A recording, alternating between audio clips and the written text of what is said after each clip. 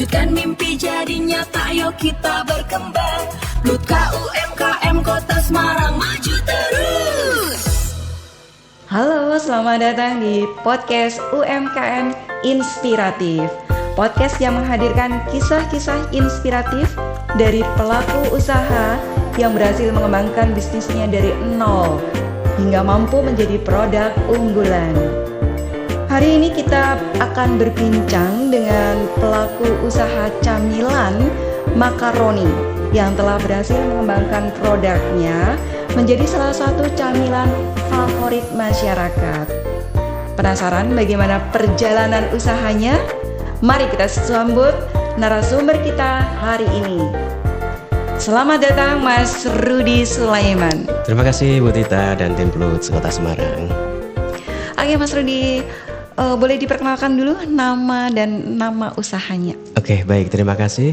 Sebelumnya perkenalkan, nama saya Rudy Sulaiman, founder dari Indoputra Sulaiman Group yang memiliki brand salah satunya The Macrons dan The Lux Crown. Gitu Ibu Tita, terima kasih. Oke, yang melatar belakangi usaha ini tuh Mas, apa nih? Yang melatar belakangi usaha ini ya Ibu ya, langsung aja nih. Jadi yang melatar belakangi adalah pastinya kita, karena usaha itu karena ada kepepetnya juga Ibu ya. Jadi di awal 2020 itu saya memulai usaha ini, membentuk brand dari awal sehingga terciptalah produk brand The Macron sama The Lux Crown sampai sekarang ini Ibu. Jadi Gitu mulai dari tahun 2020 waktu Betul. Covid ya Mas waktu ya. Covid malah saya mendirikan brand tersebut. Untuk awal merintis nih Mas, biasanya kan awal merintis itu kan mempunyai ini ya, bagaimana sih, apa yang harus saya lakukan dahulu gitu tuh. Nah ini awal merintisnya seperti apa nih Mas? Baik, terima kasih. Kalau saya sendiri di awal merintis brand usaha The Macrons ini, pastinya kita tester pasar Ibu ya. Permintaannya gimana? Meskipun kompetitor di luar sana udah banyak yang jalan, tapi kita tetap optimis saja bahwa produk kita akan diterima di masyarakat. Awal-awal itu pelanggannya itu sudah mulai ada atau baru tester-tester ke pasar kayak gitu Mas? Gitu, pastinya kalau di awal itu kita tester dulu ke kerabat dan di masyarakat sekitar responnya gimana. Dan 80% juga sangat baik, antusias, ya udah kita langsung gas aja di market modern atau tradisional gitu Ibu. Oke, perjalanan selama 6 tahun ini Mas ya? Betul. 2020 sampai 2026 nih. Iya. Pastinya ada tantangan terbesar nih Mas untuk usaha tersebut. Bisa diceritakan Mas tantangan terbesarnya? Oke. Tantangan menurut saya sendiri sih pastinya di pemasaran Ibu ya. Pemasaran dan permodalan jika permintaan itu lebih besar gitu sih. Jadi tantangannya yaitu dua itu, pemasaran dan permodalan gitu. Oke. Ya semua itu bisa diatasi jika kita memiliki pendamping atau mentor di dalam bisnis kita. Oke. Gitu, Ibu. Ini produk Macron ini produk utama atau mungkin ada produk yang lainnya Mas? Kebetulan di tahun 2026 ini kita launching Ibu pendamping The Macrons ini ya. The Lux Crown keripik jagung Ibu. Gitu. Jadi udah ada temennya ini The Macrons. Tapi tetap ya yang dipilih adalah The Macron ya yang utama ya. Ya, gitu. Kenapa ini Mas? Ada ininya nggak? Sejarahnya nggak? Kalau The Macrons sendiri sebenarnya itu dulu sempat pelunas hutang ya Bu ya di awal. Jadi waktu menjadi karyawan di salah satu perbankan di Indonesia itu entah kenapa kok malah ada banyak utang gitu ya. Ternyata setelah keluar mendirikan brand ini malah penghapus utang gitu. Oh gitu ya. Sejarahnya itu ya. sih Bu ya, gitu sih. Oke Mas. Padahal nih ya Mas, kalau kita tahu ya makroni ini kan di mana-mana banyak ya, di modern market ada, betul. Tradisional market ada, di marketplace juga banyak. Nah ini yang membedakan ya antara Macron miliknya Mas Rudy dengan Macron yang lain itu apa ini? Yang membedakan pastinya di kualitas ya Bu ya. Kita dalam hal memilih bahan baku minyak goreng dan bumbu pun juga kita dipilih secara secara ketat ya Bu ya, gitu sih dari bahan bakunya gitu. Terus kemasannya juga kita pakai standing pouch yang ada zippernya, jadi Iya. tidak mudah kena angin dari luar gitu sih. Tidak mudah melempem kasarnya Ibu, gitu ya Bu. Oke. Banyak varian ya Mas sepertinya. Ada berapa varian Mas? Iya, kebetulan saat ini The Macron sendiri ada 8 varian. 8 varian itu yang saya sebutkan aja 3 best seller ya, pedas, balado sama sapi panggang gitu sih. Oke, itu best sellernya ya. Best seller karena udah sampai luar negeri yang best seller ini Bu kebetulan. Sedangkan untuk proses produksi setiap harinya tuh kayak gimana Mas? Karyawannya bagaimana? Kemudian produksinya kayak gimana? Jadi untuk proses produksinya kebetulan, lah ini sebagai tips penting untuk UMKM ya. Saat ini kita juga produksi berdasarkan PO Ibu. Jadi kualitasnya tetap terjaga dan masa expirednya pastinya panjang. Jadi kayak supplier yang di supermarket itu lebih nyaman dalam perputaran uang modalnya gitu ya Bu ya. Itu dibandingkan kita nyetok dulu nanti expirednya bentar kan sayang Ibu. Betul. Gitu. Kalau untuk ini Mas, kapasitas nih. Dulu di tahun 2020 berapa nih kapasitasnya dan sekarang 2026 nih sudah mencapai berapa kapasitasnya produksi? Oke, kalau kapasitas di awal itu cuma 1 kilo Bu, di awal tester gitu. itu kan. 1 kilo pun itu di 1 kilo mentah atau 1 kilo mateng? 1 kilo mentah Ibu ya. Itu mungkin kalau dibuat piece itu cuma 10 lah. 10 piece kita awali dari itu. Terus setelahnya berkembang sampai saat ini bisa sampai 3.000 piece nih. Wow. Ya, jadi gitu. Besar sekali ya, termasuk ini perkembangannya termasuk pesat ya Mas ya. Ya, alhamdulillah Ibu Tita gitu. Nah Mas, untuk menjaga kerenyahan dan kualitas Macron ini, Oke. apakah mungkin Mas Rudi ada tambahan bahan lain kayak gitu? Kerenyahannya pastinya nggak ada tambahan yang signifikan sih Bu ya, cuman pakai bahan baku yang berkualitas, minyaknya juga 1 kali penggorengan dan itu pun tidak sembarangan minyak ya Ibu ya. Yang Karena tadi ini grade-nya. ya PO ya. Betul, PO. Jadi lebih kualitasnya lebih terjamin ya. Iya, jadi kalau berdasarkan PO kualitas insya Allah terjamin Ibu. Pastinya menggunakan bahan baku lokalan ya ini. Iya, kebetulan kan kita juga mensupport teman-teman lokal dan petani lokal juga. Gitu Oke. Ibu.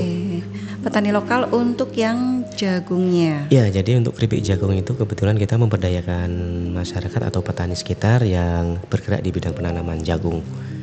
Kita juga mengedukasi mereka, ya terciptalah brand Deluxe Crown keripik jagung ini. Oke, Gitu, termasuk karyawannya juga dari lingkungan sekitar atau bisa nge-hire dari luar nih Mas? Jadi kalau lingkungannya saya utamakan di lingkungan sekitar kita Ibu. Jadi kayak ya tetangga dan orang sekitarnya ikut berpartisipasi di dalam brand kita Ibu. Oke. Jadi ini menggunakan ini ya, tadi kan mentah ya Mas ya? Iya. Berarti digoreng kan ya? Ya digoreng. itu untuk menjaga kebersihan minyaknya dan kualitas minyaknya supaya tempat produksi itu tetap rapi, tetap bersih itu gimana nih Mas tipsnya Mas? Ya, nah ini sangat penting Ibu Tita. Jadi banyak teman-teman UMKM di sini minyak itu berkali-kali digoreng itu. Sebenarnya itu tetap berpengaruh di kualitas Ibu Tita. Kualitasnya. Kalau kami sendiri sekedar tips 1 kali penggorengan sih gitu. Oke. Karena kan kalau UMKM lainnya mungkin menekan HPP ya, tapi kembalinya nanti ke kualitas juga yang turun. Terus kalau untuk sisa minyaknya itu Mas Kalau sisa minyak kebetulan kan ada banyak pengepul ya kayak gitu ya? vendor yang menerima sih itu juga bisa dapat Keuntungan di pundi-pundi situ rupiah ya. juga Ibu. Betul, tetap Gitu. menjaga kualitas tapi tetap ada pundi-pundi yang masuk juga ya. Betul, Ibu Tita, Oke. gitu. Baik Mas Rudi, kalau kita tadi sudah bicara tentang produksi, kemudian sejarahnya gitu ya. Iya. Kita mau tahu nih bagaimana sih cara memasarkan produk Mas Rudi yang sudah ada dua brand ya. Iya. 2 produk ini Oke. bagaimana cara pemasarannya Mas? Kalau secara pribadi ini saya Ibu Tita ya. Kalau untuk teman-teman UMKM yang masih memulai usaha atau karyawan yang masih memulai usaha juga, kalau pemasarannya saran saya di teman-teman sekitar dulu pastinya Ibu ya, di lingkungan teman saudara, sehingga teman dan saudara itu memberikan testimoni atau pertanyaan dan enak, pastinya mereka juga kembalinya ke reseller juga nanti Bu. Nah, Oke. itu reseller itu banyak, sehingga nanti baru mengembang ke market modern atau di pasar-pasar tradisional. Oke, tetap offline ada ya. Offline, Dulu ya. iya, offline ada, Ibu. Kemudian online-nya juga pastinya ada kan ya? Online ya itu sangat memengaruhi banget untuk tahun-tahun saat ini Bu, untuk online-nya ya. Barangkali bisa di-spill Mas untuk online-nya, marketplace-nya. Spill ya, nggak apa-apa ini Bu ya, spill-nya. Iya. Oke, salah satunya pastinya pakainya Shopee. Di Shopee itu kita juga udah ada, dan itu sangat membantu banget untuk teman-teman kayak kami dan teman-teman UMKM semuanya itu untuk memasarkan produk. Oke. Shopee, TikTok Shop, Tokopedia, dan marketplace lainnya Ibu. Dari penjualan online dan offline itu yang paling tinggi penjualannya di apa ini Mas? Saat ini penjualannya malah sebagian besar di online ya Bu ya. Justru Jadi, di online ya? Iya, ada kayak live ya Bu ya. Live itu live TikTok itu juga sangat berpotensi banget untuk mendapatkan margin yang lebih gitu. Oke. Kalau offline-nya berarti di toko-toko oleh-oleh gitu? Iya, kalau offline pastinya kita ratakan di toko oleh-oleh sekitar, khususnya Semarang, Jawa Tengah, dan Pulau Jawa. Oke. Gitu Ibu. Berarti untuk pendapatnya Mas Rudi nih, manfaat media sosial untuk branding itu seperti apa Mas? Kalau manfaat media sosial untuk branding itu sangat besar banget Ibu untuk UMKM ya.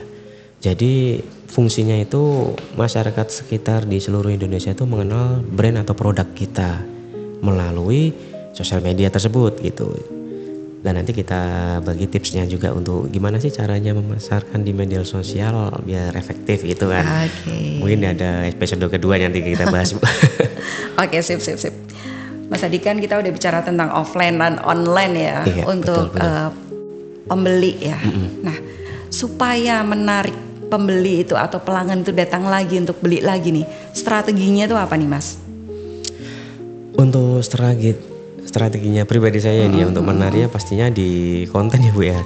Saat ini konten yang rutin aja, terus disiplin dan konsisten pastinya dalam segi kualitas dan bahan baku dijaga gitu. Oke. Itu pasti ngikutin sendiri.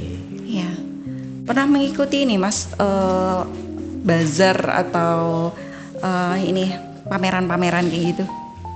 Ya kebetulan The Macrons sudah mengikuti pameran sampai tingkat nasional Ibu. Oke. Ya kebetulan kita juara 2 nasional yang diadakan oleh salah satu BUMN terbesar di Indonesia gitu. Oke Mas Rudi. Mas Rudi ini domisili di Semarang. Betul Ibu. Oke Mas Rudi pernah nggak mengikuti pelatihan yang diadakan oleh pemerintah Kota Semarang, terutama di Dinas Koperasi dan Usaha Mikro di Kota Semarang Mas? Pernah, dan itu sangat bermanfaat banget untuk UMKM di Kota Semarang atau di sekitar, karena sangat membantu untuk pendampingan pertumbuhan bisnis kita sebagai pelaku UMKM Ibu. Apa aja Mas yang pernah Mas Rudi dapatin? Jadi kalau saya ada pernah ini pendampingan untuk pembuatan NIB, salah satunya di Plut Kota Semarang itu juga melayani pendampingan UMKM. Salah satunya ini yang tadi saya sebutkan NIB, dan untuk kemasan juga di sana melayani untuk pendampingan juga. Gitu Ibu. Oke, ada fasilitasnya ya Mas. Betul ya. Ibu Tita. Baik Mas Rudi, menurut Mas Rudi nih, bagaimana Mas peran Dinas Koperasi dan Usaha Mikro Kota Semarang terhadap perkembangan usaha UMKM di Kota Semarang ini Mas? Baik, pastinya di Kota Semarang juga sangat mensupport banget ya Ibu ya untuk terhadap UMKM di Kota Semarang, gitu Ibu. Oke, harapan Mas Rudi sebagai warga Kota Semarang nih terhadap pemerintah agar UMKM semakin berkembang, semakin melesat nih apa aja nih? Harapannya saya pribadi sih berharap untuk pemerintah Kota Semarang itu berpartner ke perbankan ya Ibu ya, untuk memberi fasilitas pendampingan seperti kayak pengelolaan keuangan Ibu, karena banyak keluhan di teman-teman UMKM sana itu biasanya setelah mendapatkan dana itu tidak tahu mengalokasikannya Ibu. Jadi sangat penting sih untuk pendampingan manajemen keuangan. satu lagi nih Mas, tips ya, nih tips motivasi ya, motivasi terbesar dari Mas Rudi ini untuk tetap semangat menjalankan usaha nih. Apa ini tips untuk teman-teman Oke. usaha pemula? Usaha pemula ya. Iya. Salah satu tipsnya yang menurut saya pribadi ini ya teman-teman UMKM istirahat boleh, tapi berhenti jangan Ibu. Oke. Itu poinnya itu. Dan tetap konsisten ya. Oke. Istirahat boleh, berhenti jangan, dan Iya. tetap konsisten. Oke. Betul. Baik, luar biasa sekali perjalanan usaha Mas Rudi pada hari ini.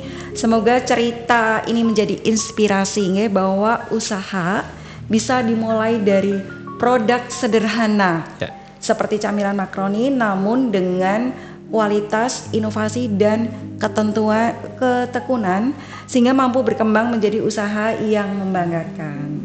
Terima kasih Mas Rudi atas berbagi pengalamannya pada hari ini. Ya, Dan sama-sama, semoga sukses usahanya, semakin maju, produknya semakin dikenal oleh masyarakat luas dan mampu membuka lebih banyak peluang usaha. Baik, terima kasih Bu Tita Iya. dan teman-teman semuanya di Pulut. Saya Tita selaku host mengucapkan terima kasih kepada seluruh penonton yang telah menyaksikan podcast UMKM Inspiratif. Jangan lupa dukung terus produk-produk UMKM lokal, karena dengan membeli produk UMKM kita ikut menggerakkan perekonomian daerah. Sampai jumpa di episode berikutnya. Salam sukses UKM Indonesia.